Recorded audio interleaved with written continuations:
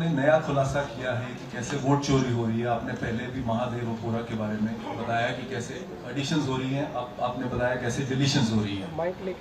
लेकिन देखने में ये आ रहा है कि इलेक्शन कमीशन इस पे कोई एक्शन नहीं ले रहा और आगे चल के वो तैयारी कर रहे हैं पूरे देश में SIR लाने की। तो आप इस मुहिम को आगे कहां तक ले जाएंगे और SIR के बारे में क्या करने वाले? देखिए, हम आपके सामने क्रिमिनलिटी रख रहे हैं। हमारा काम आपके सामने सच्चाई रखने का है और हम रख रहे हैं। हिंदुस्तान में दूसरे इंस्टीट्यूशन भी हैं, सिर्फ इलेक्शन कमीशन नहीं, लीगल सिस्टम है, उनको भी इन चीजों को देखना चाहिए। यहां पे हम चीफ इलेक्शन कमिश्नर के बारे में ब्लैक एंड व्हाइट कह रहे हैं। आपने कहा कि हमने एडिशन डिलीशन दिखाया, पहले प्रेजेंटेशन में मैंने एडिशन दिखाया था, अब हमने डिलीशन दिखाया है, मगर हमने एक और चीज जोड़ दी, एडिशन और डिलीशन का सिस्टम, उसका स्ट्रक्चर, उसका तरीका। और हमने यह दिखाया है कि जो डिलीट कर रहा है, जो ऐड कर रहा है, महाराष्ट्र में, कर्नाटक में, यूपी में, वो ही किया, एक ही फोर्स। हमने आपको वो एड्रेसेस दिखाए। Same system is being used in Maharashtra, is being used in Karnataka, is being used in Uttar Pradesh, is being used in Haryana. Same people are doing it.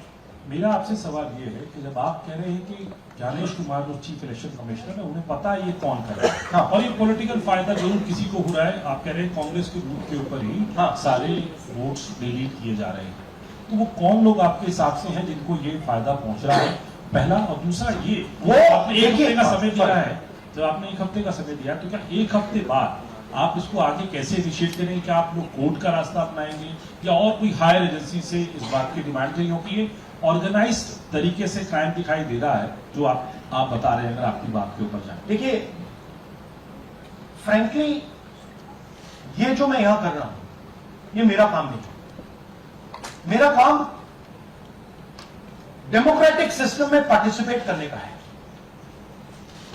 मेरा काम डेमोक्रेटिक सिस्टम की रक्षा करने का नहीं, वो काम हिंदुस्तान के इंस्टीट्यूशंस का है। वो काम वो नहीं कर रहे हैं, इसलिए मैं कर रहा हूं। अब मैं आपको यह कह सकता हूं कि हमने आपको 2 बार सबूत दिखाया है,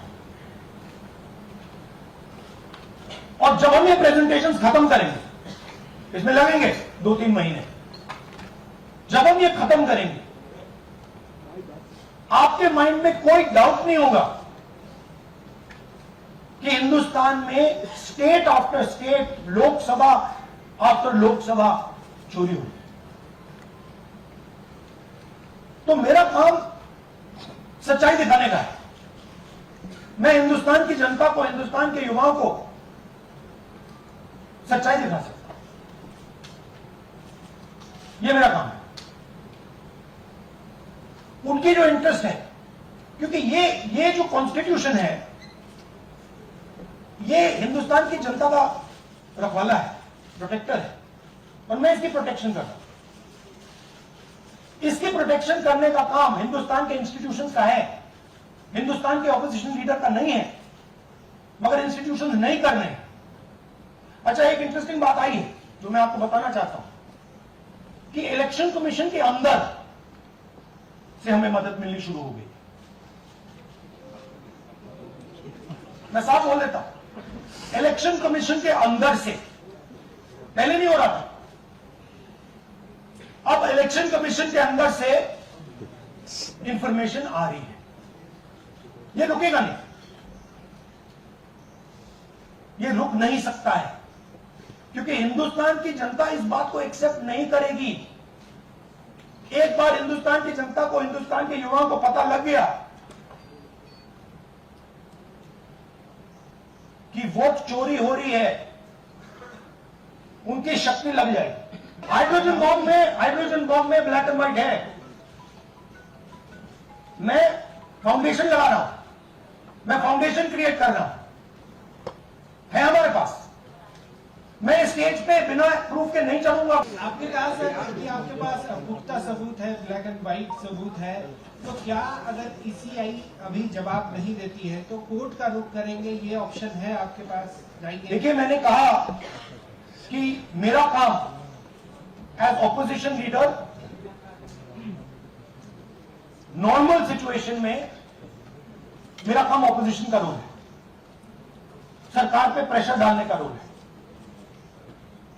मेरा काम हिंदुस्तान के लोकतंत्र को बचाने का नहीं है। मैं वो काम कर रहा हूं, इस स्टेज पे मैं वो काम कर रहा हूं।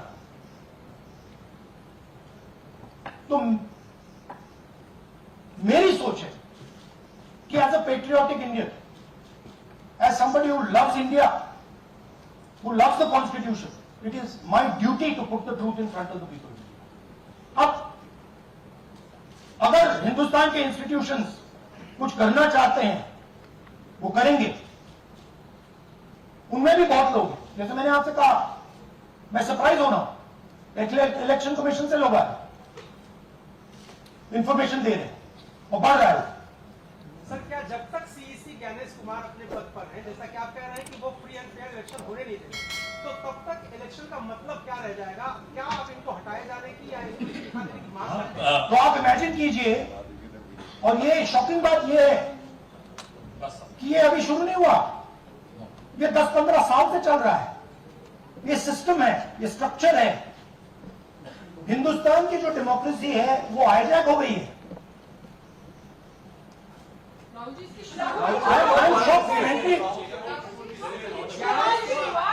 Democracy, brothers and sisters, democracy can only be saved by the people of India. Nobody else can save democracy. Rahul Gandhi can come here and say something and say this is the truth. But the people of India, who I believe in, who I love, can do it. The day the people of India realize that आपका जो लोकतंत्र है, आपका जो संविधान है, वो आपसे चोरी हो गया है, उस दिन काम हो जाएगा।